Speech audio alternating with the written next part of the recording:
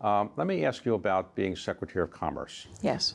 You're a very successful business person in Chicago, very active in civic events and so forth. And all of a sudden, if somebody you knew, Barack Obama, becomes President of the United States, and in his second term, you became Secretary of Commerce. So why did you want to uproot yourself, move to Washington for the second part of his administration, and did you enjoy being Secretary of Commerce?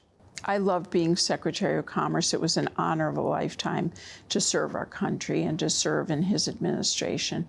You know, Barack Obama and I have a relatively long history. I met him when my kids were 5 and 7 years old.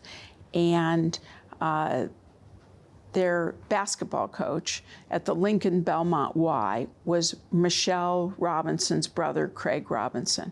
And I met Barack and Michelle when he was a state senator, and I think she was working at the University of Chicago. And so I had known them for a long time. I knew what terrific individuals they were. And when Barack decided he was going to run for the presidency, he contacted me in 2006 and said, would you help me, would you become my national finance chair? Would you raise the money for me to run for president? And I thought this was a crazy idea. I'd never raised money on a national level for a presidential campaign. I had no idea how one did that. And he said, no, I want you to do this role. And I did, and it was, but I really almost said no. And what happened was, I was sitting talking to my husband after the evening that Barack had asked me, and he said to me, this is destiny knocking on the door of our nation, and you've got to find a way to help. And so that led me to get involved in Barack's campaign.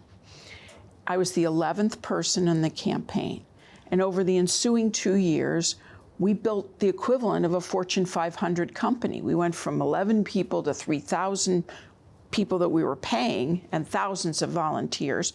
We raised the most amount of money ever for a presidential campaign. It was an extraordinary experience.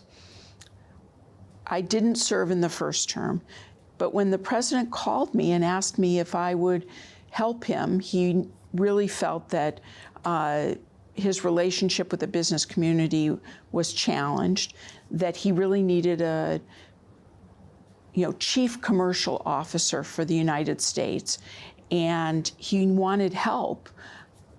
That's a call that everyone hopes that they get.